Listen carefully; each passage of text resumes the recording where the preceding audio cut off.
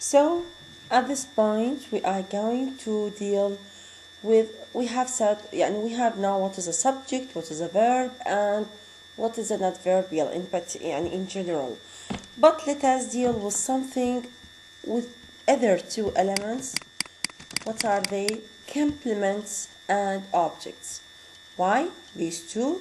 Because I have what minor types for the complements and two types for what? For the objects. The relation between the room in the sentence illustration and the other elements is that the sentence is very different from the relation between the girl and something like that. انتبهوا عليه. General speaking طبعا ما راح نفهمكم بهذه الطريقة، انتبهوا عليه. The object, generally speaking, the object. Say what? They are objects. I have two objects generally. I have direct and indirect objects. Have direct, what? In the simple OD, and the indirect abbreviated as OI, indirect. Concerning complement, I have subject complement CS, the object complement CO. What is the difference between direct and indirect? First of all, keep in mind, in order to have an indirect object, you should have, or you have to have, a direct object in the same sentence. Means, if you want to have the sentence containing two objects, one direct and the other indirect. In contrast to what? If you have one direct object, one object in the sentence, it is totally, you can say it is what? Direct one. What is the difference between these two objects, semantically speaking, concerning the semantic role for each? The direct object simplest بدنا نعرف بطريقة باللغة العربية، وهو الاسم الذي وقع عليه فعل الفاعل. اوكي، وقع عليه فعل الفاعل، general speaking، المفعول به. The indirect object simply saying always it is what precedes the direct object. And in most cases, keep note, in most cases, the majority of the sentences, the indirect object, it is what a noun referring to a person, and the semantic relationship is often that it is appropriate to what? Receiving some, or the direct object is received by the indirect one. Let us see. Look at this sentence. John carefully searched the room. Subject, verb, O, SVO. If you have one object in the sentence, simply you can judge it as what? It is a direct one. But look at this coming sentence. He had given the girl an apple. SVO.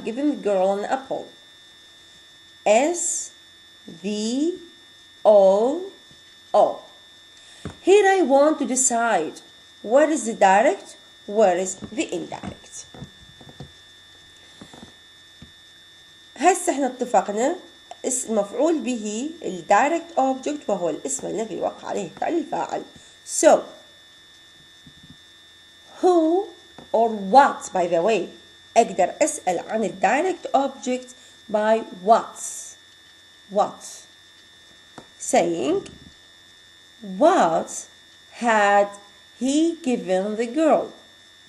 هاي وين راح أسأل أنا عن direct object. So, the direct object is by far the more frequent kind of object. Frequent, something that is used frequently, commonly used. And with certain outstanding exception, it must always be present if there is an indirect object in the sentence. You see, it must always be present. It must always be present if there is an indirect object in the sentence. He had given the girl اللي هو received the apple. فهذا شو هيصير the indirect object. هنا it is what a rereading for our words. The direct object is by far the most the indirect object almost always precedes the direct object. هذه one rule. إنه تسبق الdirect object. Second, the indirect object characteristically a noun referring to a person, to a human, to person, to human. Third, semantic relation is often such that it appropriate to use the term recipient. So, the indirect object is the recipient of the direct one. يعني هسه احنا نقول اتفقنا انه the girl is the indirect one. So she is the recipient of what is received. Loosely one might say in most cases that something the direct tend to be done or for or received by the indirect object. So according to this expression or this explanation, I have two objects, one direct and the other indirect. The most frequent one, اللي هو الdirect one. If you have an indirect object, you must have a direct one in this sentence. The indirect object should be what? Should be a noun referring to a person, to human, and it is what? It is the recipient for what is done or what is received by. Move to the complements. According to our sentences that we have introduced at the beginning of this chapter, I have two kinds or two types of complements. I have the subject complement and the object complement. Look at this one. The girl is now a student at a large university. The girl is the subject.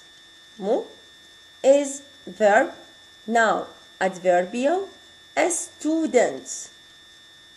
It is the subject complement. It is complement, but at the same time it is subject complement. Why it is subject complement? Because it completes. It has a close relationship to what? To the subject. They are one person. لما أقول a student here in this sentence, it is the girl. What is the girl? The girl is a student. Who is the student? The girl. So they refer to the same person. So that's why, because it completes the subject, so it is subject complement. It describes the subject, so it is subject complement. His brother grow happier, the same happier subject complement, because here it describes the brother or the subject, his brother. What about the subject, or what about the verb? The object complements. Look at this example. They make him the chairman every year. They is the subject, make is the verb, him is the direct object. Direct object. The chairman is what? Is the object complements. Object complements. Why? Because they refer the direct object, the direct objects and the object complement refer to the same person. You see? So him هو نفس chairman. The chairman, that's why saying he is the chairman. That is say the direct object and object complement in this example, him, the chairman, correspond to subject and subject complement. يعني أقدر أقول he is the chairman. طبعا هنا يشيرون to the same person. So if the complement completes the direct object, so it is object complements. Yes. I'm so sorry, students, because I make the